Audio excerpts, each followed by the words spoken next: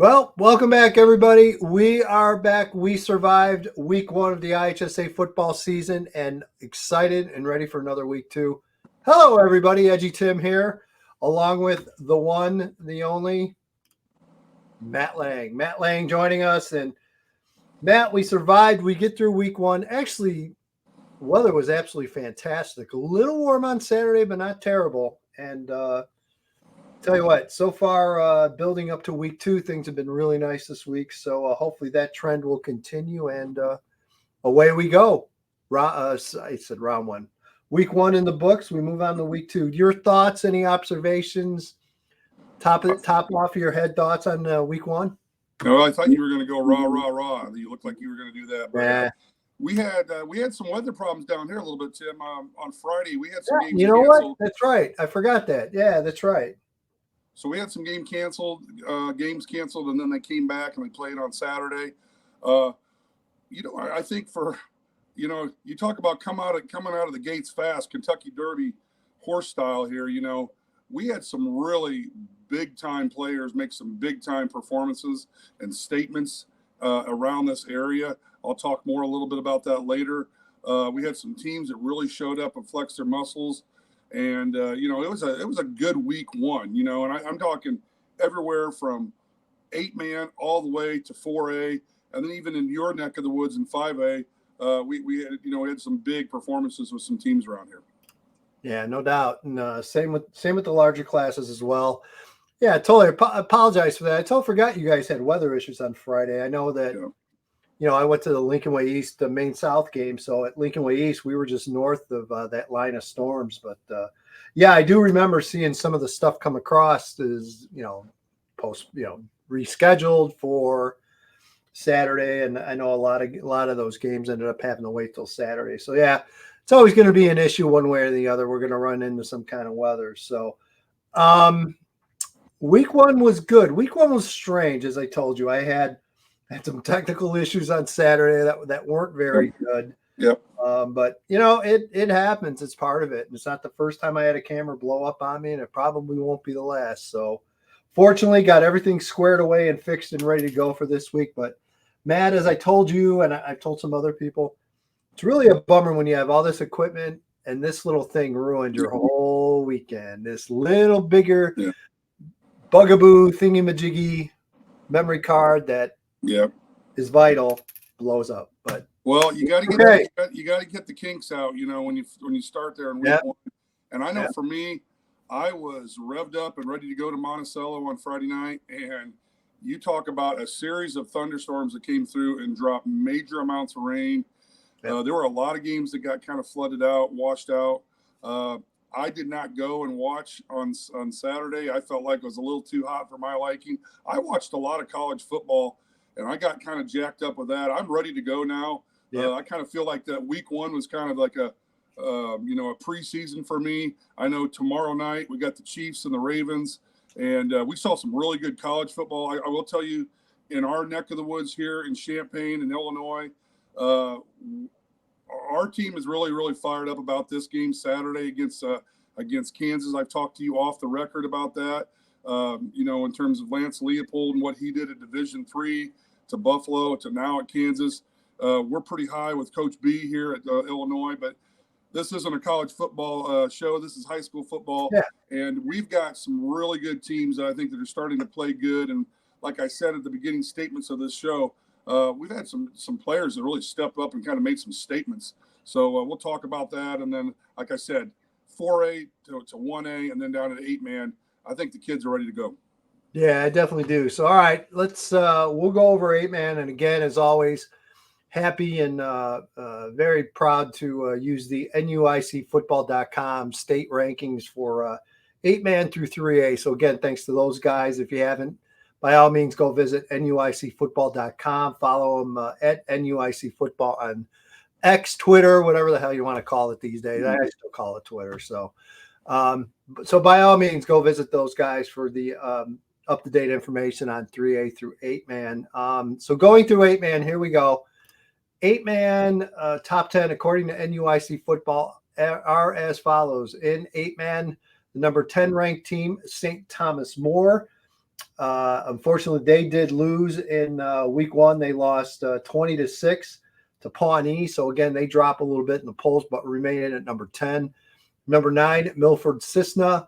Number 8, West Central. Number 7, South Fork. Number 6, Pawnee.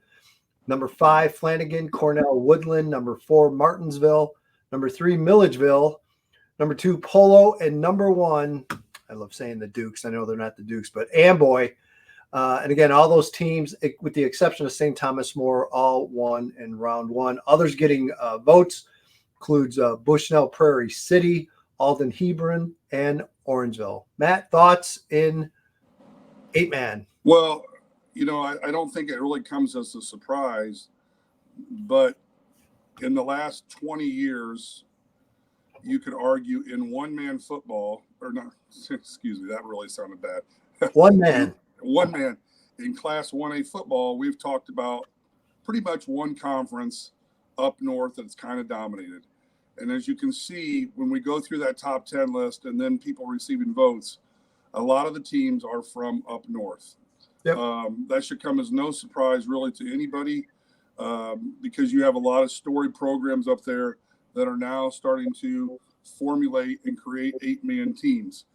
From my sources of just talking to people, the top teams are going to be the top teams, and those top teams are going to be Amboy.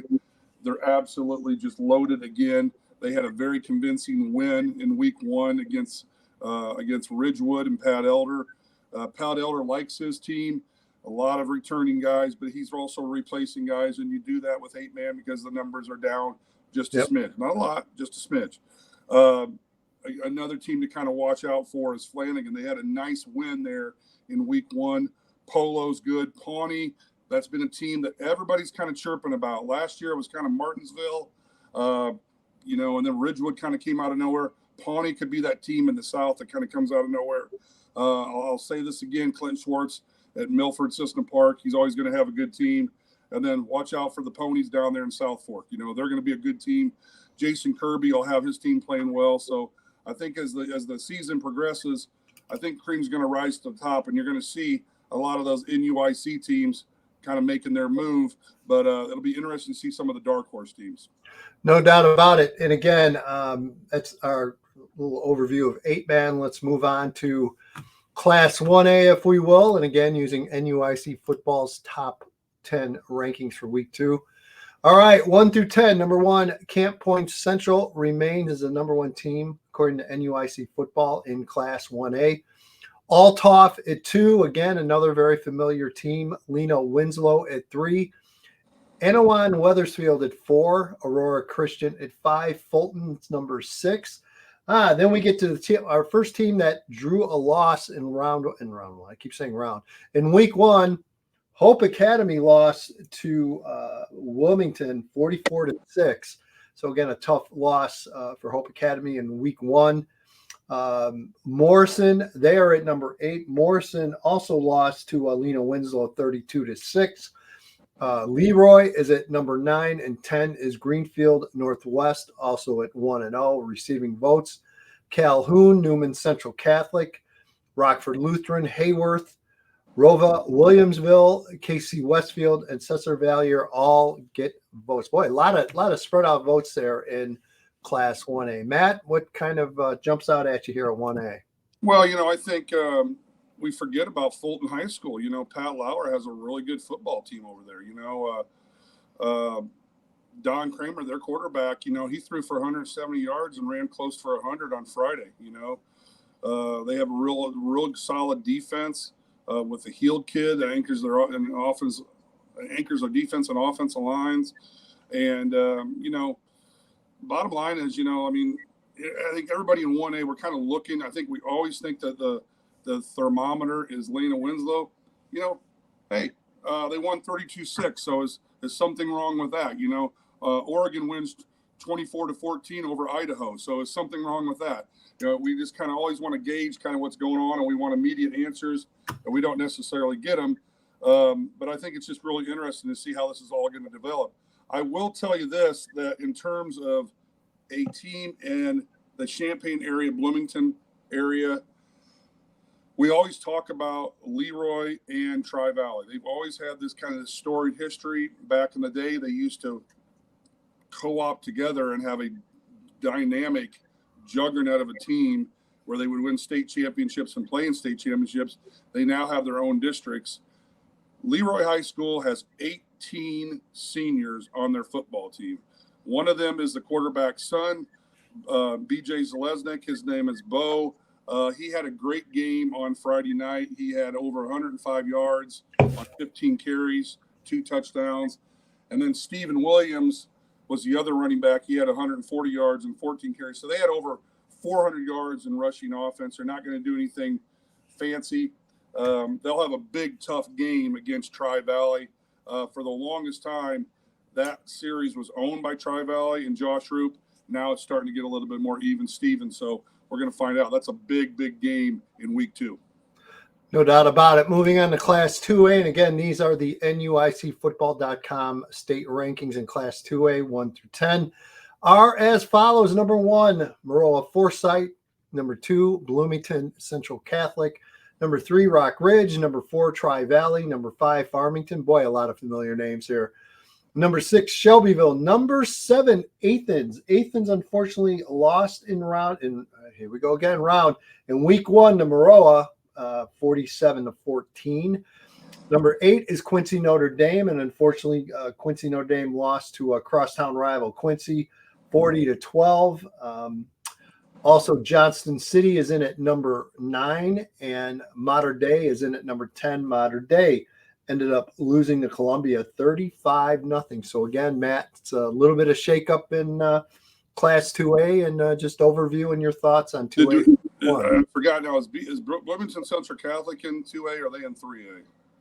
According to NUICfootball.com, they are in their 2A rankings. Okay. So we kind of talked about this last week. I think we forget, in that conference, with Salona Unity, St. Joe, Monticello, you know who the defending champ is in that conference? Bloomington Central Catholic. Yeah.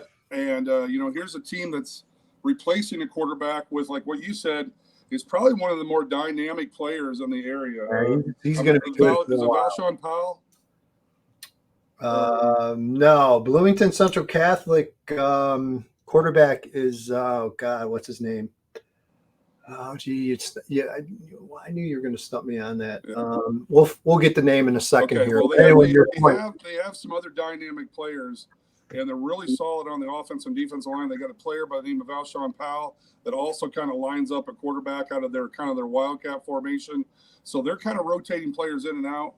And, they sent a message there in week 1 against Pontiac. I think it's going to be really interesting.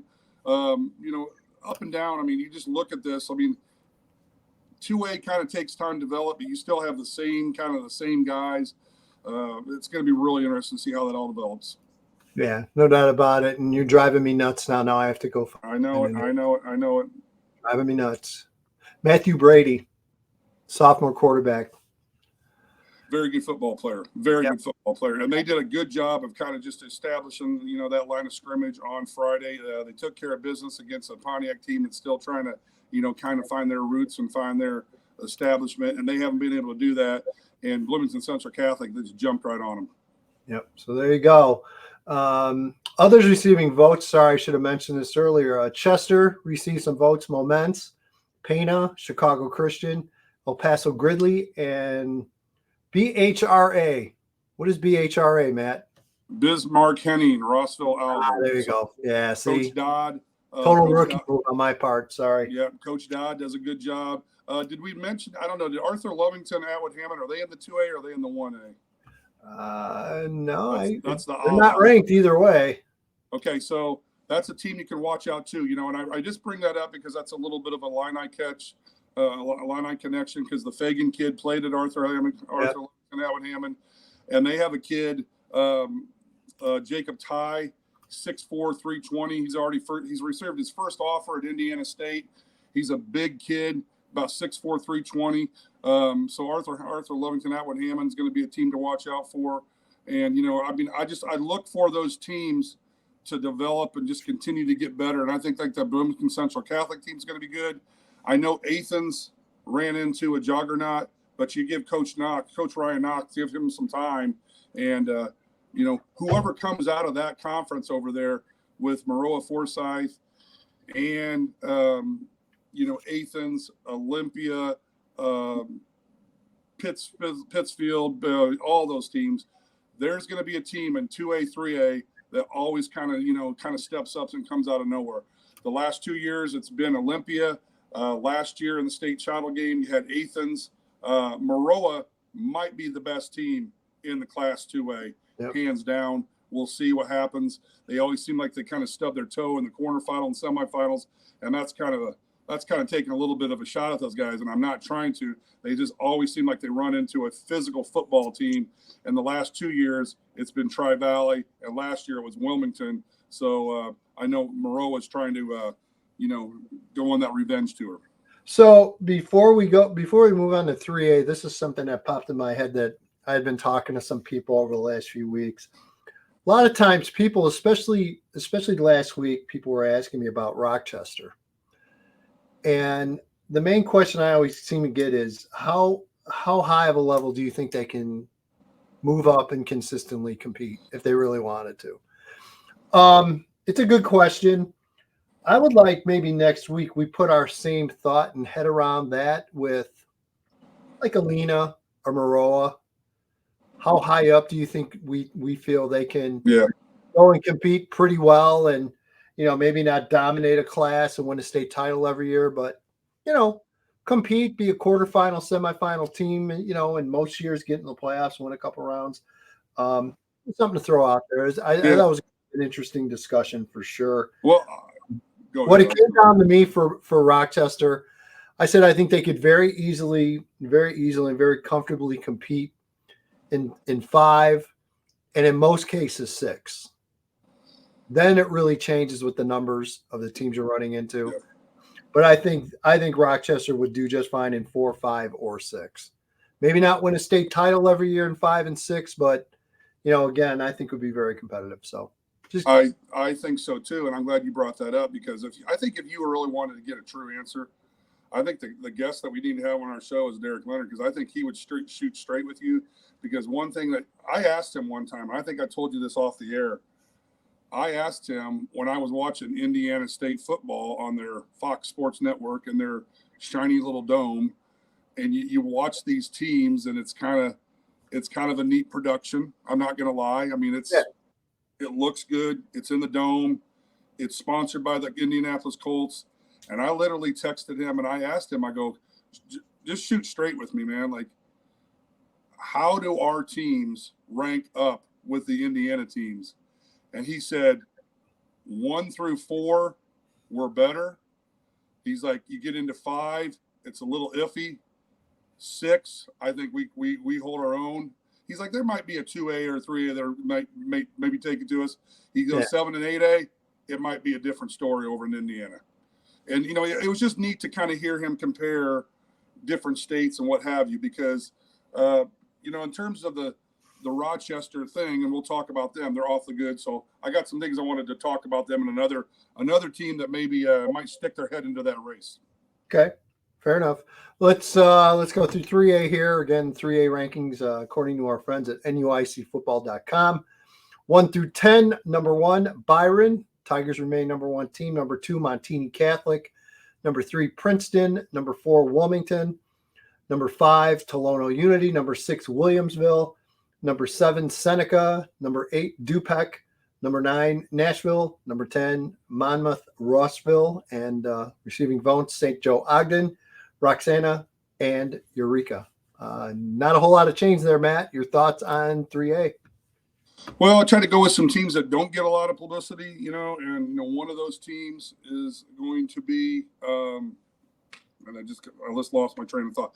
Oh, Monmouth Roseville, Jeremy Oyedowson. Okay, here's a football coach and a guy that's kind of been around a little bit. He started at my alma mater of Alwood, Ridgeview, Cambridge, Alwood in that area.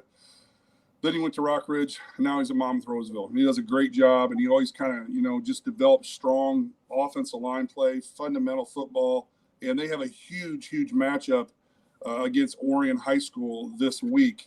That'll be really interesting. I talked a lot about the the tight end position. It kind of seems like it's the flavor of the week every week in high school, college, and pro football. The tight end position is being utilized.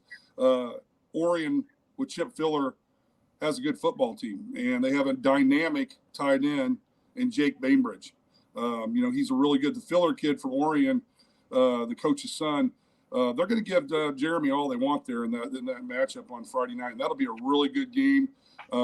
Be interesting to kind of see how that goes, But in 3A, gosh dang it. I mean, we got the same guys. Yeah. I will just say this, Olympia has a high-scoring affair against the Petersburg Porta team. Ian Tackett is the new quarterback. He's a 3-year guy that's kind of waited his turn. If you get Eric Lyons on here, you do an interview with him, he'll tell you he's got 4 guys that can take it to the house. Defensively, they're still kind of working on things, but 3A, I mean, you better be awfully good, because whoever you take on, by the time we get into the week 9, 10, and 11, get in the quarterfinals, semifinals, really good football is being played, and it's really physical football, and we're finding that out. And you can't say enough about this matchup that's going to come up next Friday night with Byron and Williamsville in week 3. I mean, that is state championship preview, maybe possibly. Yeah, I'm really intrigued in a lot of ways this year, and especially the first few weeks with IC Catholic. So they go on the road, they struggle, they lose a game, and then they're struggling forever to find a week 1 game, and they finally do. I think like within a week before the season started, they found St. Mary's in St. Louis. Well, they go on the road, they end up beating them 27-26. I believe, I'm almost certain, I thought I saw that game was overtime, but it's not marked as such. So they were able to schedule that right at the last minute. Yeah. So really, really close game. And, I know that St. Mary's has generally been a pretty strong team, pretty strong Catholic school team in the St. Louis, and, not at the top level of, say, a Cardinal Ritter or, CBC, but certainly maybe the next level down. Yeah. So, and again, IC's very young, lot of inexperience playing. So just interested to see how things shake out for them a little bit in the next couple of weeks. I know that, they've got Bronzeville this week, which they'll be fine with, but then they go pretty crazy their schedule. They go back to back with St. Ignatius, who's an 8A team, Nazareth Academy, who's a defending 5A state champ, Chicago Marist, that's an 8A team, and then Wheaton St. Francis, which again should be really, really good again in 5A. So I mean, it is honestly a brutal schedule all the way out for IC Catholic. So again, just going to be interesting to see how their record ends up getting impacted and how they end up playing in Class 4A. So, well, I think a lot of it, and I think we'd be remiss by not even mentioning this team, but I'm going to get to this team in just a couple minutes here. But the ICs of the world and a lot of these teams, if they are playing, iron sharpens iron. Right. I mean, let's don't beat around the bush here. And that's been one of the big storylines from week 1 is we've seen more marquee matchups than I think we've ever seen. I mean, I talked about the 2 games I went to. Yeah. Lincoln Way East and Maine South. They never really had played before unless it was in the playoffs. And, East St. Louis and Loyola. I give Loyola and Coach Bo and that staff all the credit in the world for having the guts to play East St. Louis. They didn't need to play them. Yeah. Why play? Well, as you mentioned, they want to get challenged. They want to play against the best. And that's what you ran into. So, well, it's, if you want to get a little sappy and life lesson about this, it also it shows these kids, like, hey, there's already somebody maybe a little bit bigger and faster and better. And, you know what? Yep. You have to have a little case of amnesia and forget about it and move on to the next play. You're going to get burnt. I mean, you're going to get beat. You're going to lose a one-on-one battle, and you better just, hey, what is it? Click on your chin strap, tighten your socks up, go to the next play. I mean, you're going to get your feelings hurt in life, blah, blah, blah, blah, blah. So that's good that they're able to do that because and it's fun. Come on, it's fun. That's right. It's one game, and again, it's what's I think maybe leading to this and opening it up a little bit more you saw quite a few 4 and 5 teams get in the playoffs last year. Yeah. I think that takes the pressure off of, oh my God, we got to get the 5. We got to win 5. Yeah. I think it takes the pressure off a little bit. And I think these schools are a little bit more inclined to schedule up. Why not? Test yourself out of the gates and you see what you have right away. And then hopefully you adjust, you stay healthy in week 2 and get things turned around. So we'll see. One thing I did want to say, though, before I forgot, I'm sorry to cut you off. You're fine. Like back to the whole IC, like iron sharpens iron. And then that's when we kind of went off on our tangent there, which, needed to be talked about because I opened up the show talking about Muhammad Seymour, and I talk about like that conference that they're in, and I can't think of the conference, but I know the teams that are in that conference, and there is a Mount Zion team, and there's an Effingham team, and there are teams down there that are very good. The Apollo, and I'm just telling you right now, like every year, there's teams that come out of the Apollo and make their presence known throughout the state, in 3A, 4A, and 5A. So Mount Zion, I've talked to Coach Etherton. He's a close friend of mine. I mean, he's got a football team. I mean, he's got the Trimble kid at wide receiver, J.C. Anderson. I mean, enough said. I don't need to, boost up his accolades. Also, another kid named Jacob Harvey. He's another stud wide receiver and defensive back they have. And Keller Stocks is their quarterback. And, they have a nice football team. It's going to be really interesting, and so, you look at some of the things that are going on, Troy Triad, they're a good football team, they have a stud quarterback, and so the top teams in that conference of Muhammad and Effingham and Mount Zion, it's just going to be really interesting to see kind of what happens down there, All right, we'll go through 4A since we're hitting it. We'll give you the top 10. Of course, these are the EDGYTIM top 10 in Class 4A. Again, I have these out usually Saturday night, early Sunday morning on the premium side. Then usually I re-release these free on Monday, so you can always catch it Monday on my website. Again, top 10 here in Class 4A. Number 1, Rochester. Number 2, IC Catholic Prep. Number 3, Mount Zion. Number 4, Morris. Number 5, St. Viator. Number 6, Richmond Burton. Number 7, St. Lawrence. Number 8, DePaul Prep. Number 9, Wheaton Academy. Number 10 is Murfreesboro, and Wheaton Academy lost to Second Baptist from Houston, Texas. Boy, I hate to play First Baptist if you struggle with Second Baptist. And go over that top 10 again. Who are the top guys? Rochester, IC Catholic, Mount Zion, Morris, St. Viator, Richmond Burton, St. Lawrence, DePaul Prep, Wheaton Academy, Murfreesboro.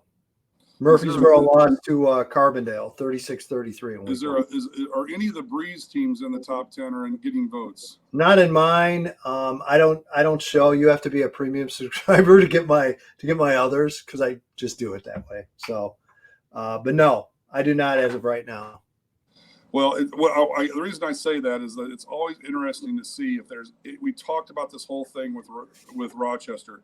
If there's any team that is good enough to go toe to toe in the South with Rochester, and the Murfreesboros of the world, God bless them. You don't know if they quite have the sting power and the fighting power to stay toe to toe. I know Breeze Central is a team that a lot of people talk about, and that this could be kind of their year.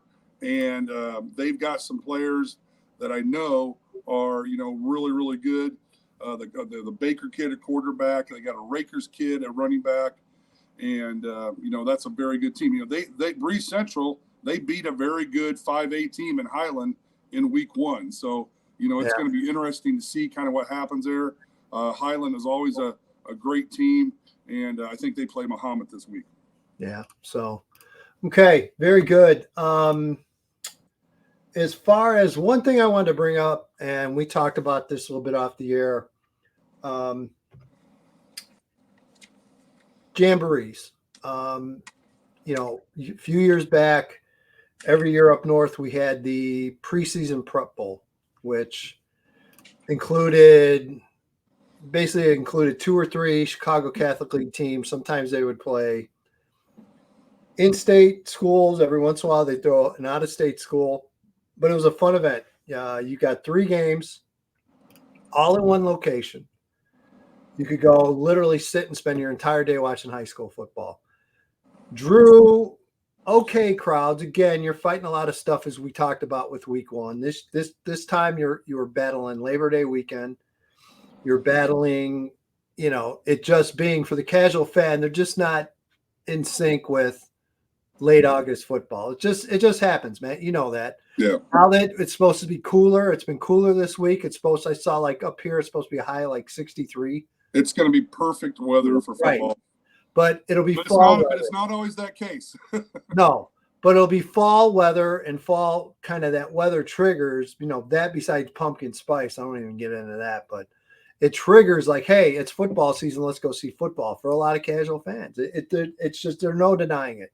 Yeah. We see our biggest crowds once we get to about week 3 on out, from what I've seen. Yeah. So anyway, the point being, and then I was down Friday or Saturday at Illinois State for East St. Louis and Loyola. And a lot of people talked about, Illinois State's such a great setting, and it was a blast for the state finals. Wouldn't it be great if they could build out that one-off game with East St. Louis and maybe have 2 or 3 games there? So the point of all this is being, could we ever see that in the small schools? Like, I would absolutely love 3 games, pick your location. I would assume if you want to do a north-south thing, maybe an Illinois State would be a great middle ground for it. I don't know. But get Alina Winslow or get a team from the NUIC, have them play, it doesn't have to be a 1A school. Have them go against a 2A or a 3A school. Someone that could be a great matchup, and again, we talk about getting these marquee teams going at each other. Yeah. Why not a Byron against, I don't know, an IC Catholic, or, Rochester against, any number of teams. Do you think, and again, I don't know if it's ever really been attempted, honestly. Is it, number one, would it be worth it, I guess, financially for whoever would host this? Because let's face it, if most of these teams, if you're doing that, you're giving up a home game. Sure. So that's swipe number 1 against it. But I think it would be a one hell of a way to promote, especially early in the year, promote some of your top teams and get some great matchups together and kind of showcase the best of small school football. What do you think? I would love the idea. And I know that they used to do this at Hancock Stadium back in the day with Normal U High, Bloomington Central Catholic. Right. But see, it was a little different, though, because it was basically a Bloomington Normal event. Yeah. And that's what I'm saying. It was great. Yeah. I attended several of those. And you know as well as I do, Normal West and Normal, or a lot of times it was also Normal versus Bloomington back in the day when Bloomington and Rigo Smelzer had them rolling. Yeah. That game would draw. There were years that game would draw more than Illinois State would draw. Sure. For a home game. So it was great, but then it kind of went away. And that's what I'm saying is I just like the appeal of it. I think it's nice. It's my only experience of it is seeing it from afar. My only experience of it is last year in week 1, basically almost running into a car because I saw Dana Howard, and I was like, oh my God, I got to see Dana Howard. And then I'm around East St. Louis people, and it's like, boy. I know. I mean, but I'm nerdy. I don't get out often, It's the little things that I like in football. And I think it's cool because here's the deal. The reason I bring up Bloomington Normal is it's a great location. And in that situation that we were talking about several years ago with Rigo and all those times and HUD and Normal Community and all that and whatever, I mean, it's a Bloomington Normal thing. It's an inner city thing. It's you're not going to, I mean, it's going to work because they're all going to get off of State Farm and Illinois State and Illinois Wesleyan and just go over there and watch the game. Right. But it would be nice to have something to what you're trying to get to. And so, like, it's too bad that the higher ups didn't think about something like next week, you're going to have a sneak preview of the state championship in 3A. Right. It'd be nice to have that somewhere and let those guys say, hey, We're going to put you up. We're going to put you up. You're going to start at 7:45. But our 5 o'clock game is we're going to have a great 1A or 2A game. The problem to swipe against that is it's the schedule. You know, like who is available, who's playing, and you know you can't schedule years in advance, right? Like the college boys do, right? Yeah, you know. But I mean, so here we go, and again, I'm giving away, I wouldn't say $1 million ideas, but $1,000 ideas. Our friends at NUIC football, reach out to your friends at View from the West, and start laying the groundwork now. Seriously. Yeah. Just start laying the groundwork and saying, look, we get 3 of our best from View from the West. You get 3 of your best from NUIC. Let's meet somewhere in the middle, or you host one year, we'll host the next year. Let's do a home and home week 1. Yeah. And get it done. Yeah. Just a thought. But again, and I think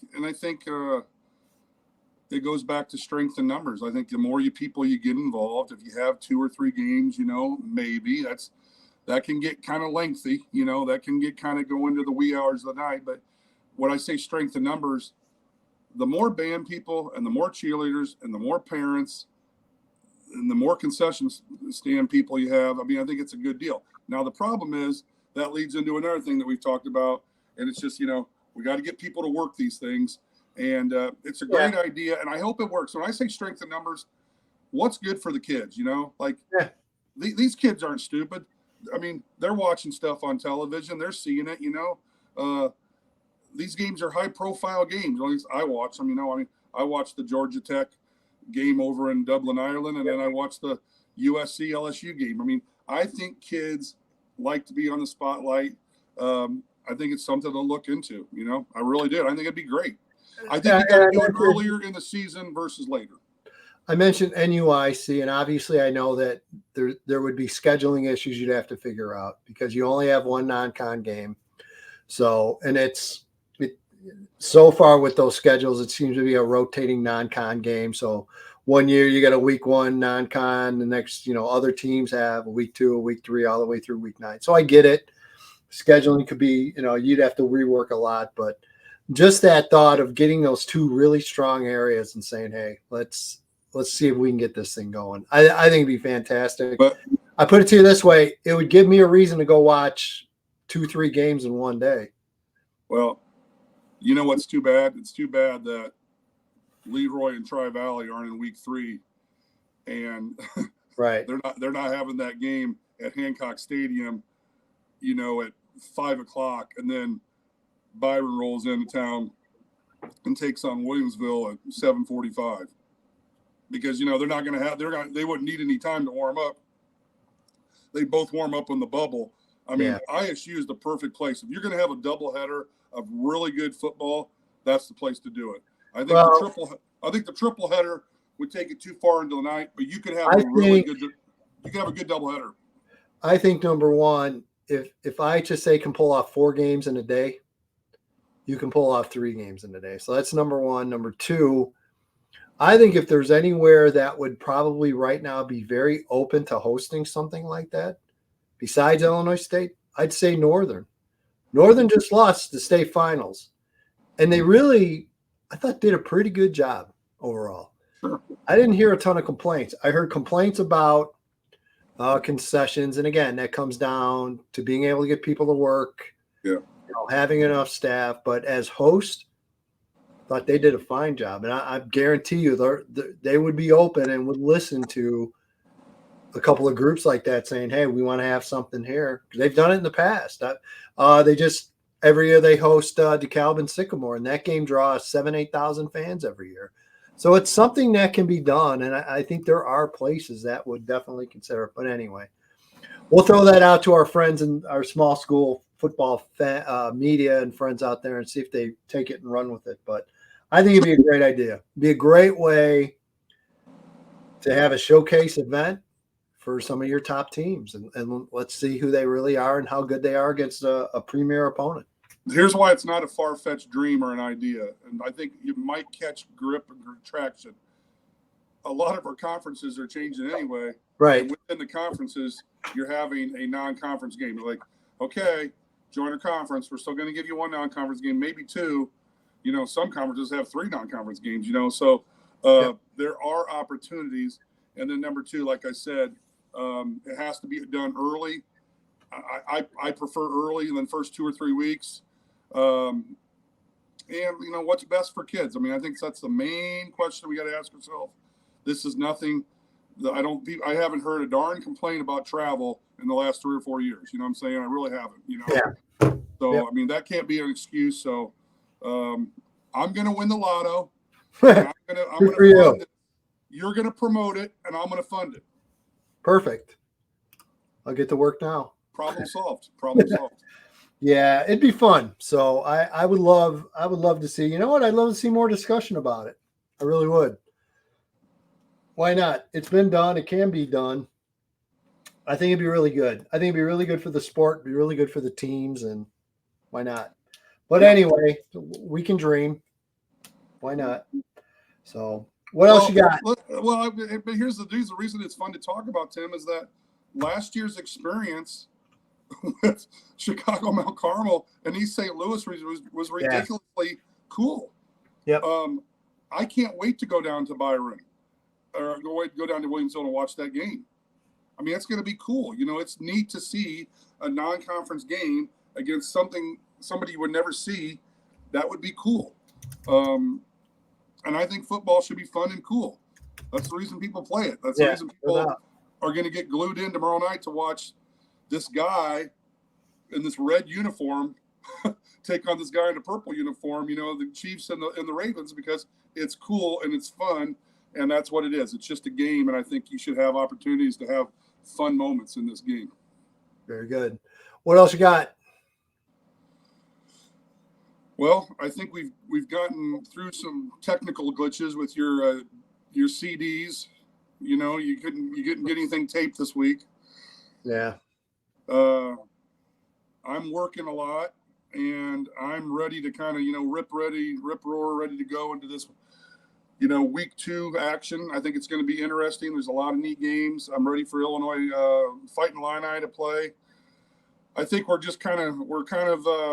crawling before we walk here, I think, with our show. So yeah, I definitely, like last week in general, I just felt a little out of sync. So I'm starting to feel like I'm getting back into the routine. So. I think it's going to take some time. And I think also to our viewers, you know, you and I will get our scheduling squared and aligned so that we can have some guest speakers, because I'll be honest with my viewers, I have talked to a lot of teachers and a lot of coaches, and they are getting back to me, and they're ready. They're foaming at the mouth, man. Yeah, so they're ready. So it's all going to happen. You just got to give us some time, and hopefully my background will look a little bit better than EDGYTIM's background. It's all good. So you got some nice wall decor down there. And how many games have the Sox lost now? Are they up to 105? 1,000. They've lost 1,000. I couldn't even tell you anymore. I stopped caring. I stopped caring in early May, to be honest. So, all right, football, here we go. So, all right, that'll do it. For Matt Leng, I'm EDGYTIM. Thanks, everybody. Great to talk to you, and we'll be back next week. Stay tuned. Lots coming your way. We will definitely start, hopefully soon, very soon, bringing guests in, and we'll dig into things. So, again, have a great week. Get out and see a game. The weather's supposed to be great again this weekend, so definitely take advantage, and that'll do it. So we'll talk to you again next week.